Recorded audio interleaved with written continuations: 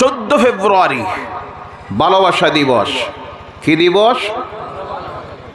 আমাদের ভাষায় হলো, গ্রাম্য ভাষায় যদি বলা হয় তাহলে এটার নাম হলো নটানটি দিবস।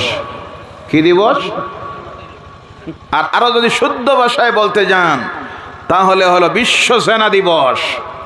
নাউজুবিল্লাহ বললেন না? নাউজুবিল্লাহি মিন যালিক।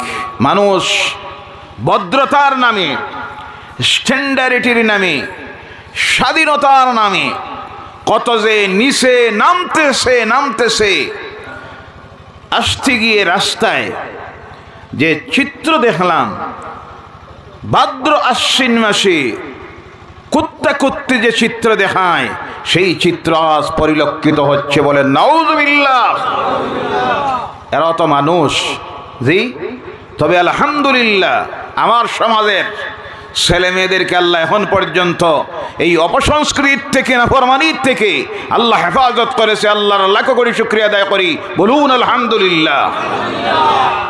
রাস্তা ঘাটে, হোটেলে, চা বাগানে, বিভিন্ন বাইপাস রাস্তায় যে চিত্র দেখাচ্ছে, এরা আবার কলেজের ছাত্রছাত্রী, ইউনিভার্সিটির ছাত্রছাত্রীরা, ভদ্রঘরের ছেলেমেয়েরা, হায়া শরম বিদায় হয়ে গেছে, আল্লাহর গজবের জন্য আসতেছে।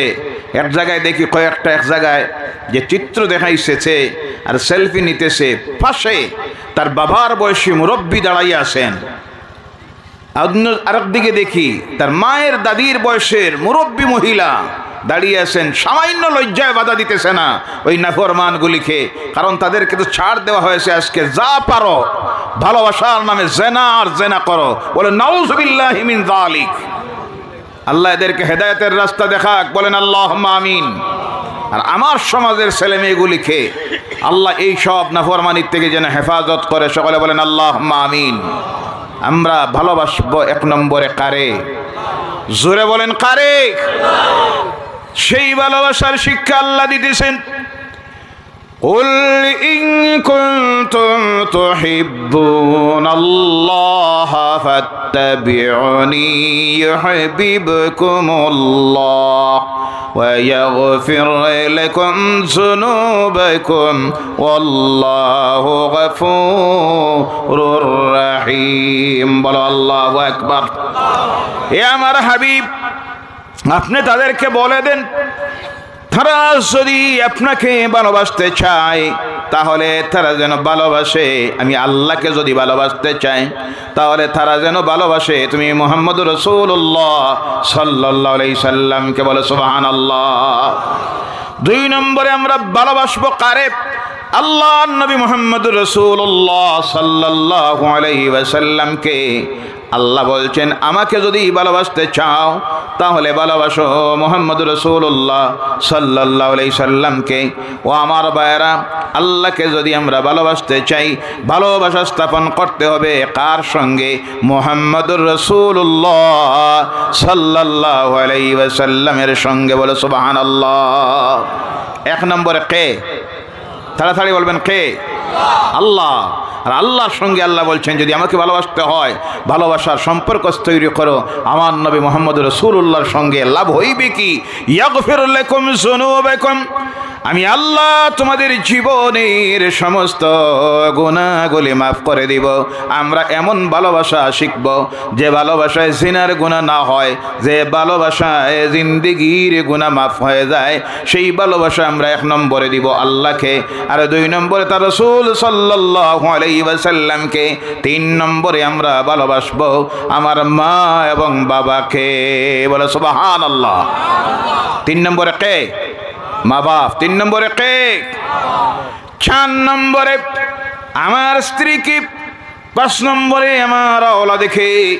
6 নম্বরে আমার প্রতিবেশীকে। 7 নম্বরে আমার দ্বীনি ভাই মুসলমান ভাই বোনদেরকে। আর 8 নম্বরে গোটা পৃথিবীর মানুষকে আমরা ভালোবাসবো। এই শিক্ষা হলো ইসলামের। বলো সুবহানাল্লাহ। ইসলাম ভালোবাসার শিক্ষা দেয়। কিসের শিক্ষা দেয়? ভালোবাসার শিক্ষা দেয়। প্রেম প্রীতির শিক্ষা দেয়, এরপরে আমরা ভালোবাসবো তাদেরকে, তাদের সঙ্গে গভীর সম্পর্ক স্থাপন করব। যারা আল্লাহর মায়ার বান্দা হয়ে গেছেন, আল্লাহর সঙ্গে যাদের গভীর সম্পর্ক স্থাপন হয়ে গেছে, যারা আল্লাহর বন্ধু হয়ে গেছে, আমরা তাদেরকে বন্ধু বানাবো। তারা হলো আল্লাহর ওলিরা। সুবহানাল্লাহ। ভালোবাসার শিক্ষা ইসলামে আছে না নাই? গার্লফ্রেন্ডকে ভালোবাসবো না, বয়ফ্রেন্ডকে ভালোবাসবো না, এই ভালোবাসা ইসলাম বলেছে হারাম। ইসলাম কি বলেছে? পরনারীর সঙ্গে দৃষ্টি দেওয়াই তো হারাম, ভালোবাসা তো দূরের কথা, ওর সঙ্গে কথা বলারও পারমিশন ইসলাম দেয় নাই।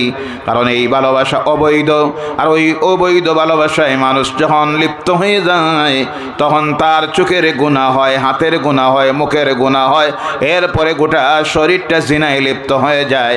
আল্লাহ রাব্বুল আলামিন জিনা করা তো দূরের কথা, আল্লাহ বলছেন লা তাকরাবুজ জিনা ইন্নাহু কানা ফাহিশাতান ওয়া সাআ সাবিলা। বলো আল্লাহু আকবার।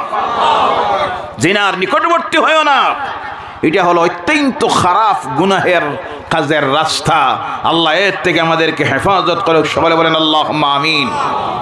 ও আমার ভাইয়েরা, মুসলমানেরা, 2 নম্বরে আল্লাহর কালাম কোরআনুল কারীম থেকে আয়াত তিলাওয়াত করেছি। আল্লাহ বলছেন ومن يتق الله يجعل له مخرجا ويرزقه من حيث لا يحتسب। জোরে বলেন আল্লাহু আকবার। দুনিয়ায় আজকে আমরা চিন্তার মধ্যে পড়েছি, সবচেয়ে বেশি মুসলমানেরা আজকে চিন্তায় পড়েছে, এই দুনিয়ায় বাঁচবো কিভাবে, কোন রাস্তায় গেলে কেমনে বাঁচব। কারণ সারা পৃথিবী জুড়ে ইসলাম বিরোধী অপশক্তি, ইসলামের বিরুদ্ধে, মুসলমানদের বিরুদ্ধে, কোরআনের বিরুদ্ধে, জাতির বিরুদ্ধে বিভিন্ন ষড়যন্ত্র রচনা করতেছে। তাদের এই ষড়যন্ত্র থেকে আমরা কেমনে করে বাঁচব।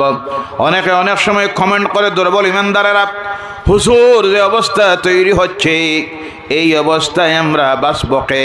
তোমার কোনো বাঁচার চিন্তা করতে হবে না, বাঁচানির মালিক কে? আরো জোরে বলেন কে?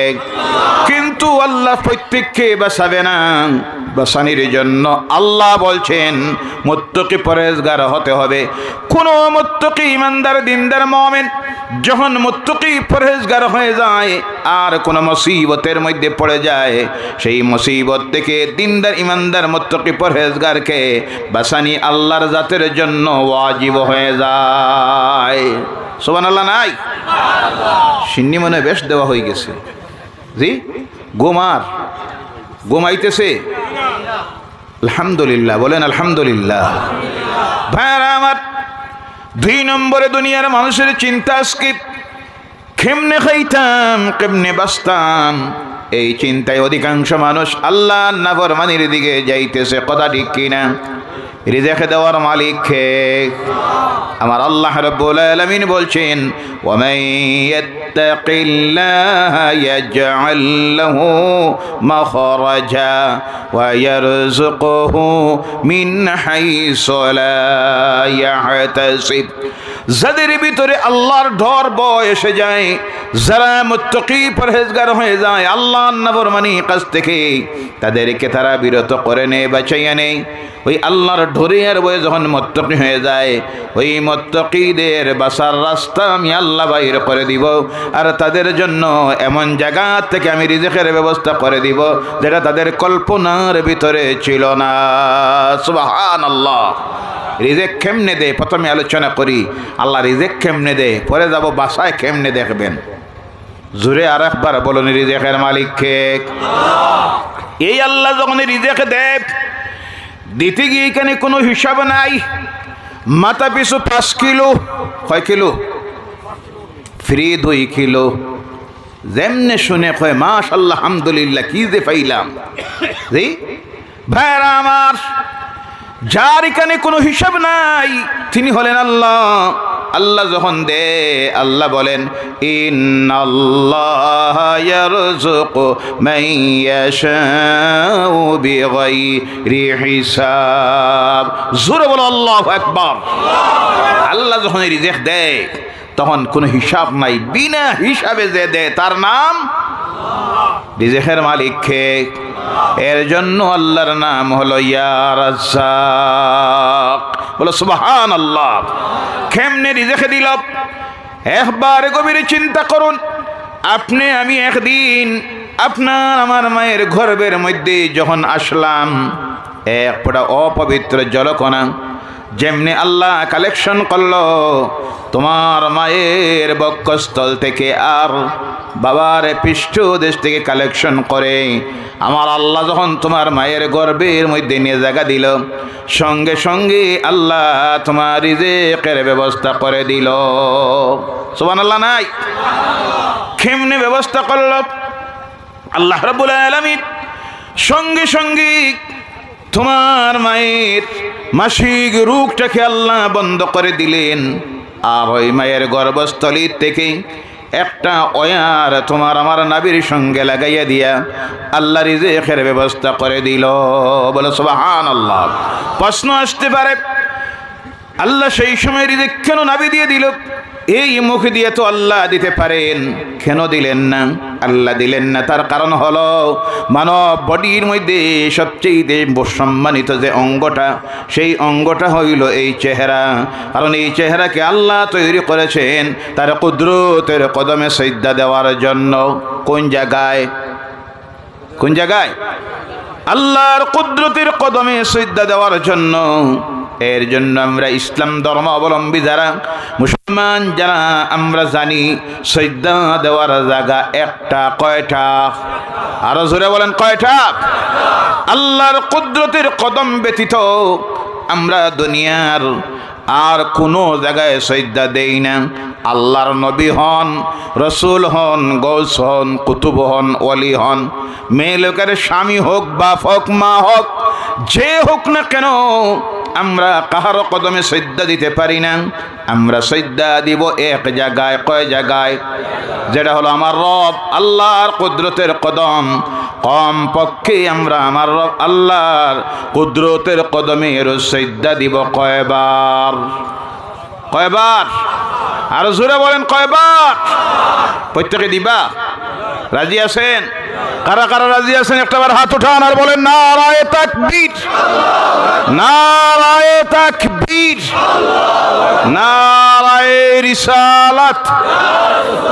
হাত উঠানো অবস্থায় বলেন আয় আল্লাহ, আজ থেকে আমরা রোজ 5 বার 5 ওয়াক্তের নামাজ পড়ব। আল্লাহ এই ওয়াদাকে পালন করার তৌফিক দিও। সকলে হাত নামান, বলেন আল্লাহুম্মা আমিন। আমার ভাইরা, অনেকে অনেক সময় সমালোচনা করে, বলে আহলে সুন্নাতুল জামাতের মানুষ যারা, আকীদা বিশ্বাসী যারা, তারা নাকি কবর পূজারি, কবরে গিয়ে সিজদা দেয়। নাউজুবিল্লাহ নাই? জোরে বলেন নাউজুবিল্লাহ। আহলে সুন্নাতুল জামাতের কোন আলিম ওলামারা, পীর বুজুর্গেরা কোনদিন আপনাদেরকে এই শিক্ষা দিয়েছেন যে কবরে গিয়ে সিজদা দিও? কোনদিন বলেছেন? তাহলে ওই সমস্ত জাহেল যারা, যারা এই সমালোচনা করে, মানুষকে বিভ্রান্ত করে, যারা বলে আহলে সুন্নাতুল জামাত হলো কবর পূজারীর দল, নাউজুবিল্লাহ বলেন নাউজুবিল্লাহ। ওই জাহেলগুলিকে আল্লাহ ইসলাম বুঝার, কোরআন বুঝার, আহলে সুন্নাতুল জামাতের সঠিক আকীদা বুঝার জন্য তৌফিক দেয়। সকলে বলেন আল্লাহুম্মা আমিন। ভাইরা আমার, আল্লাহ রাব্বুল আলামিন সেই সময় রিজিক দিতে গিয়ে চেহারার ওই অঙ্গ দিয়ে দিলেন যেটার নাম মুখমণ্ডল। সেই মুখমণ্ডল দিয়ে আল্লাহ দিলেন না, তার কারণ হলো আল্লাহ জানেন এই মানুষটিকে আমি সৃষ্টি করতেছি আমার ইবাদত করার জন্য। কিসের জন্য? আল্লাহ এর জন্য বলছেন ওয়ামা খালাকতুল জিন্না ওয়াল ইনসা ইল্লা লিয়াবুদুন। আমি মানুষকে আর জিন্নাতকে তৈরি করেছি একমাত্র আমার ইবাদত করার জন্য।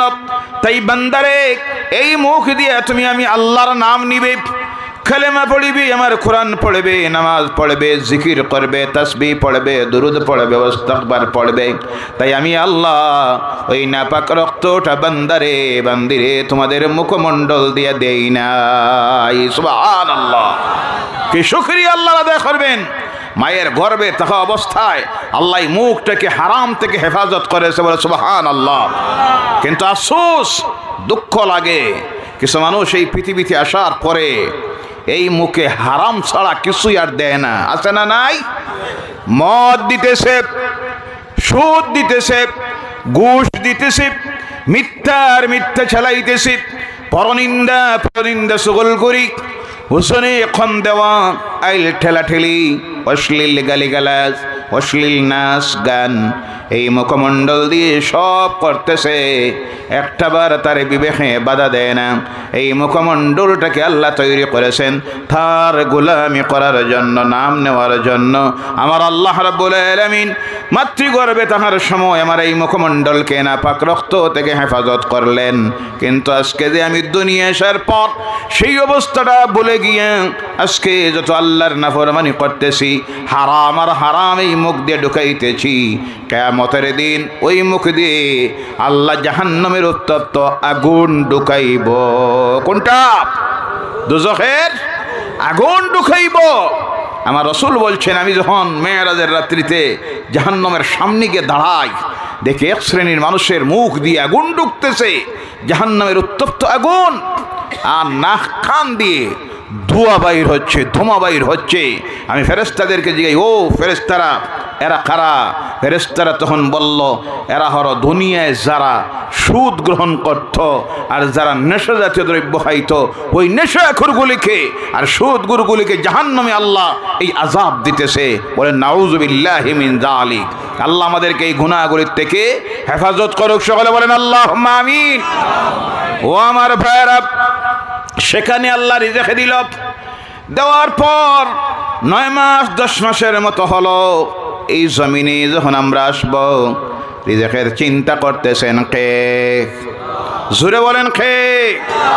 যেই দিন মায়ের গর্ভ থেকে এই জমিনে আসলাম, দুনিয়ার কেউ রিজেক দেয় নাই, আমার বাবাও দেন নাই, কোনো নেতাও দেয় নাই, মন্ত্রীও দেয় নাই, সরকারও দেয় নাই। সেই দিন রিজেকের চিন্তা যিনি করলেন তার নাম হলো আল্লাহ। আপনি আমি আমার মায়ের গর্ভ থেকে এই জমিনে আসার আগে আল্লাহ পাক আপনার আমার মায়ের স্তনের ভিতরে বিশুদ্ধ খাবার তৈরি করে রেখে দিলেন, যার নাম হলো দুধ। সুবহানাল্লাহ। দুনিয়া আসার পরে রিজেক দিল কে? জোরে বলবেন কে? আল্লাহ দিতে গিয়ে কেমন রিজেক দিলেন? আল্লাহ দেখলেন এই মানুষটা, এই বাচ্চাটা তার মায়ের গর্ভে ছিল ফি করারিম মাকিন, এমন একটা জায়গার থেকে জমিনের মধ্যে আসতেছে, ওর গায়ের মধ্যে দুনিয়ার বাতাস লাগে নাই, সূর্যের আলো লাগে নাই, চন্দ্রের রশ্মিও লাগে নাই, বৃষ্টির পানিও লাগে নাই, কোনো কিছু লাগে নাই। এমন এক জায়গায় ছিল, হাড় হলো দুর্বল, চামড়া হলো পাতলা। এই মুহূর্তে যদি চন্দ্র সূর্যের আলো এর গায়ের মধ্যে লাগে, সঙ্গে সঙ্গে অসুস্থ হওয়ার সম্ভাবনা আছে না নাই?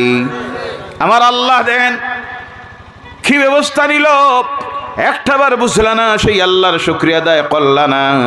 আজকের আধুনিক বিজ্ঞান, চাইল্ড স্পেশালিস্ট যারা, নাম করা শিশু বিশেষজ্ঞ যারা, চাইল্ড স্পেশালিস্ট, পৃথিবীর নাম করা কয়েকজন বিশ্বসেরা ডাক্তারেরা মায়ের শিশু জন্ম নেওয়ার পর স্তনের মধ্যে যে দুধ আসে, এই দুধের উপরে রিসার্চ করেছে, গবেষণা করেছে, করে গিয়া লিখতেছে একটা শিশু যখন মায়ের গর্ভ থেকে জমিনে আসে, আর ওই সময় তার মায়ের স্তনে যে দুধ আসে, এই দুধের মধ্যে আল্লাহ সবচেয়ে বড় যে ঔষধটা দেয় সেটা হলো অ্যান্টিবায়োটিক মেডিসিন। আর জোরে বলেন সুবহানাল্লাহ। একটা বাচ্চা বড় হওয়ার জন্য যত ভিটামিনের প্রয়োজন, প্রোটিনের প্রয়োজন, একটা বাচ্চার চামড়া গাঢ় হওয়ার জন্য, হাড় শক্ত হওয়ার জন্য, রোগ থেকে বাঁচার জন্য যত ঔষধের প্রয়োজন, আমার আল্লাহ একটা বাচ্চা জমিনে আওয়ার আগে তার মায়ের স্তনের দুধের ভিতরে সব ঔষধ আল্লাহ ঢুকাইয়া দেয়। জোরে বলেন সুবহানাল্লাহ। রিজিক দিল কে? আল্লাহ সুবহানাহু ওয়া তাআলা। এরপর বাচ্চা বড় হইতে থাকলো, দাঁত নাই, আল্লাহ দেখলেন এখন শক্ত খাবার খাইতে পারবে না, এর জন্য আল্লাহ অর্ডার করে দিলেন মহিলারা কম পক্ষে 2.5 বছর, কত বছর? এক বর্ণনায় আসতেছে 2 বছর মুফাসসিরিন ইকরাম ব্যাখ্যা দিতে গিয়ে বলছেন 2 থেকে 2.5 বছর কমপক্ষে একটা মা যেন তার বাচ্চাকে দুধ পান করায়। আমার আল্লাহ দেখতেছেন, এরপরে দাঁত উঠবে, শক্ত খাবার খাওয়া শিখবে। এজন্য আল্লাহ আইন করে দিলেন মা যেন হকটা আদায় করে, কমপক্ষে 2 থেকে 2.5 বছর বাচ্চাকে দুধ পান করায়। বলো সুবহানাল্লাহ। রিজিকের ব্যবস্থা দিতেছেন কে?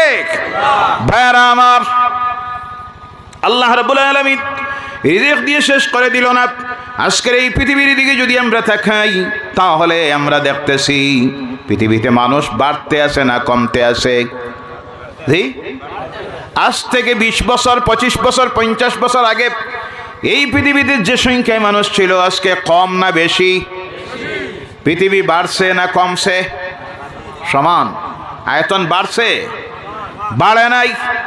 কৃষি জমি কমেছে, কিন্তু আমার আল্লাহ রাব্বুল আলামিন দেখলেন মানুষ যখন বাড়তেছে, কোটি কোটি বিলিয়ন মিলিয়ন মানুষ বাড়তেছে, আল্লাহ খাবারের ব্যবস্থা দেওয়ার জন্য পৃথিবীর মানুষের ব্রেইনের মধ্যে আল্লাহ এমন জ্ঞান ঢুকাইয়া দিলেন যে জ্ঞানের মাধ্যমে নতুন নতুন প্রযুক্তি তারা বাইরে করতেছে। বিভিন্নভাবে সার, বিভিন্নভাবে ঔষধ, কীটনাশক ঔষধ, বিভিন্নভাবে যন্ত্রপাতি কৃষিক্ষেত্রের জন্য মানুষের ব্রেইনে জ্ঞান ঢুকাইয়া দিয়ে আল্লাহ তৈরি করাইয়া দিতেছেন। আর সঙ্গে সঙ্গে জমিন থেকে আল্লাহ প্রোডাকশনটা বাড়াইয়া দিছে। জোরে বলেন সুবহানাল্লাহ। কোন জায়গায় খবর পাইছেন যে অমুক জায়গায় কয়েক লক্ষ মানুষ মারা গেছে না খাইয়া? আছে ভাইয়ারা। মানুষ কেন, মানুষ তো সাধারণ মানুষ। 1000 মানুষের যে খাবার লাগে এমন মাখলুক আল্লাহ তৈরি করে রেখে দিয়েছেন গভীর সমুদ্রের পানির নিচে, গভীর জঙ্গলের ভিতরে এমন এমন একটা জন্তু আল্লাহ তৈরি করে রেখে দিয়েছেন। হাজার হাজার জলহস্তী পানির নিচে, হাজার হাজার কুমির পানির নিচে, একটা উপবাস রয়ে কোনোদিন মরে নাই। তাদের রিজিকের ব্যবস্থা দিতেছেন কে? আরো জোরে বলেন কে? ক্ষুদ্র একটা পিঁপড়া ছোট্ট ছোট্ট চোখ দিয়ে দেখা যায় না, জমিনে চলতেছে, এর খানির জিম্মা কার? খাওয়াইতেছে কে? সকালবেলায় লক্ষ লক্ষ পাখি তার বাসা থেকে রওনা করে দেয় ময়দানের দিকে, বিলের দিকে, হাওরের দিকে। আল্লাহর কসম করে বলুন, বিকালবেলায় খাইয়া পেট ভরে আয় না উপবাস আয়? জি, আলহামদুলিল্লাহ বলেন আলহামদুলিল্লাহ। পরের দিনের কোনো চিন্তা নাই তার, আগামী কল্লো খাবো কি? আল্লাহ বলেন তোর চিন্তা করার প্রয়োজন নাই। ওয়ামা মিন দাব্বাতিন ফিল আরদি ইল্লা আলাল্লাহি রিজকুহা। বলো আল্লাহু আকবার। এই জমিনে যারা বিচরণ করে, এই জমিনে যত প্রাণী জগৎ আছে, যত চতুষ্পদ জন্তু আছে, আল্লাহ বলছেন প্রত্যেকের রিজিকের দায়িত্ব আমি আল্লাহ ব্যতীত কাহারও নয়। বলো সুবহানাল্লাহ। রিজিক দিবেন কে? কিন্তু সঙ্গে কন্ডিশন হলো মুত্তাকি তুমি হইতে হবে, আল্লাহর ডর ভয় অন্তরে নিয়ে। তুমি যদি আল্লাহর আদেশ মেনে এই জমিনের মধ্যে চলো, আল্লাহ যা বলেছেন করো তা যদি করো, আর আল্লাহ যা নিষেধ দিয়েছেন তার থেকে যদি তোমাকে বাঁচাইয়া রাখো, আমার আল্লাহ এমন জায়গা থেকে তোমার রিজিকের ব্যবস্থা করে দিবে যেটা তোমার কল্পনার অতীত, তুমি চিন্তাই করতে পারো নাই। এমন জায়গা থেকে রিজিকের ব্যবস্থা করে দিবেন কে? শুধু দুনিয়ার জীবনে নয়, এই দুনিয়ার জীবন শেষ করে যখন তুমি কবরে চলে যাইবা, সেখানে রিজিক দিবে কে? মুত্তাকি পরহেজগার যারা হয়ে যায় তারাই হয়ে যায় আল্লাহর বন্ধু। তাদেরকে আমরা বলি ওলি আল্লাহ, আল্লাহর বন্ধু। ওই যারা মুত্তাকি পরহেজগার হয়ে যায় তারাই হয়ে যায় আল্লাহর বন্ধু। আর এদের সম্পর্কে আল্লাহ বলছেন, ওয়ালা তাহসাবান্নাল্লাযীনা কুতিলু ফী সাবিলিল্লাহি আমওয়াত বাল আহইয়াউন ইনদা রাব্বিহিম ইউরযাকুন। বলো আল্লাহু আকবার। যারা আল্লাহর রাস্তায় তাদের জীবনকে উৎসর্গ করে দেয়, তাদেরকে তোমরা মৃত মনে করিও না, তারা জীবিত। কথা কার? শাহ সুফি আলহাজ পীর মৌলানা সিকন্দর আলী সাহেব, মোরানা জিন্দা। আরো জোরে বলেন মরানা জিন্দা।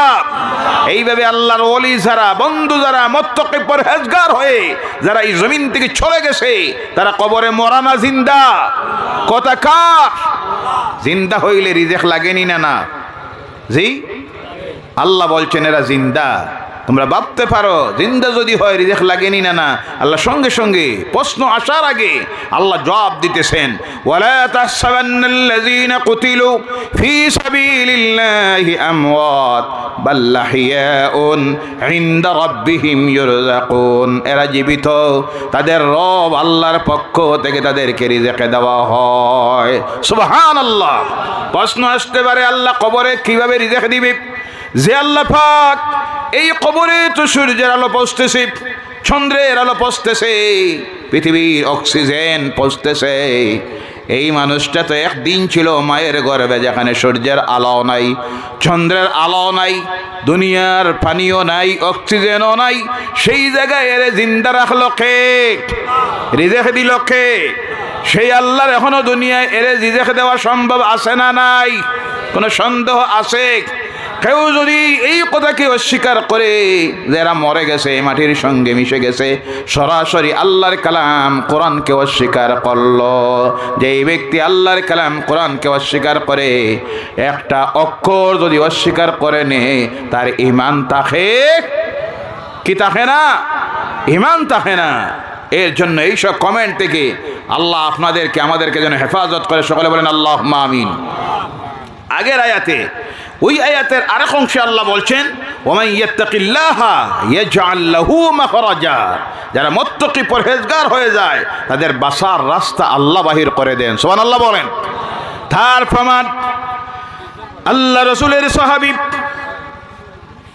হযরত যায়েদ রাদিয়াল্লাহু তাআলা আনহু, আল্লাহর হাবিব যেই দিন তাইফে গিয়েছিলেন আল্লাহর দিনের দাওয়াত দেওয়ার জন্য, সেই দিন সঙ্গে ছিলেন হযরতে যায়েদ। অনেক লম্বা ইতিহাস আপনারা জানেন। সেই জায়গায় গিয়ে আল্লাহর হাবিব যখন আল্লাহর দিনের দাওয়াত দিলেন, লা ইলাহা ইল্লাল্লাহু মুহাম্মাদুর রাসূলুল্লাহর দাওয়াত যখন দিলেন, ইসলাম বিরোধী শক্তি আল্লাহ রসুলের উপর পাথর বর্ষণ করা শুরু করলো। একবার নয়, দুইবার নয়, তিনবার। আল্লাহ রসুল বেহুশ হয়ে জমিনের মধ্যে পড়ে গেলেন। হুশ যখনই আয়, তাইফবাসীদেরকে উদ্দেশ্য করে বলেন, ও তাইফবাসীরা, তোমরা ভুল বুঝতেছ, আমি আল্লাহর নবী। তোমরা একটাবার পড়ো লা ইলাহা ইল্লাল্লাহু মুহাম্মাদুর রাসূলুল্লাহ, কিন্তু গ্রহণ করলো না, অত্যাচার করলো। অনেক লম্বা ইতিহাস।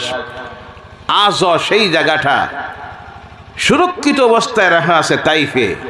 আপনাদের দোয়ায় আমি যখন যাই, তাইফ সফর করি, ওই জায়গাটায় গিয়ে যখন দাঁড়াই, আমার মনে পড়ে, আল্লাহ, এই জায়গা তো সেই জায়গা যেখানে তোমার রসুলের রক্ত ঝরে ছিল, কালেমার দাওয়াত দেওয়ার কারণে, হক কথা বলার কারণে। সেই দিন এই জমিনে লা ইলাহা ইল্লাল্লাহ বলার একটাও ছিল না, কিন্তু তোমার হাবিবের রক্ত ঝরার কারণে আজ সেই জমিনে লা ইলাহা ইল্লাল্লাহু মুহাম্মাদুর রাসূলুল্লাহর বিরোধিতা করার একটাও নাই। সুবহানাল্লাহ বলেন। জেনে রাখবেন ইমানদার মুমিনেরা, যেই জমিনে মুমিনের রক্ত ঝরে যায়, সেই জমিন আল্লাহর দ্বীনের জন্য আল্লাহ কবুল করে নেয়। বলো সুবহানাল্লাহ। আজ বিশ্ব জুড়ে মুসলমানদের রক্ত যে ঝরতেছে, আর যারা জড়াইতেছে, তারা জেনে রাখুক, সেই দিন বেশি দূরে নয়। সেই দিন এই পৃথিবীতে ইসলাম কায়েম হবে, ইসলাম ছাড়া কিছুই থাকবে না। বলো সুবহানাল্লাহ। আজ ফিলিস্তিনে মজলুম মুসলমানের রক্ত ঝরতেছে, ইনশাআল্লাহ বলেন ইনশাআল্লাহ। সেই দিন বেশি দূরে নয়, ফিলিস্তিন স্বাধীন হবে ইনশাআল্লাহ বলেন ইনশাআল্লাহ। মসজিদুল আকসা ইনশাআল্লাহ আবার মুসলমানের হাতে ফিরে আসবে, কারণ সেখানে রক্ত ঝরতেছে ইমানদার দিনদার মুমিনের। আর যেখানে মুমিনের রক্ত ঝরে যায়, সেই জমিন আল্লাহর দ্বীনের জন্য আল্লাহ কবুল করে নেয়। বলে সুবহানাল্লাহ।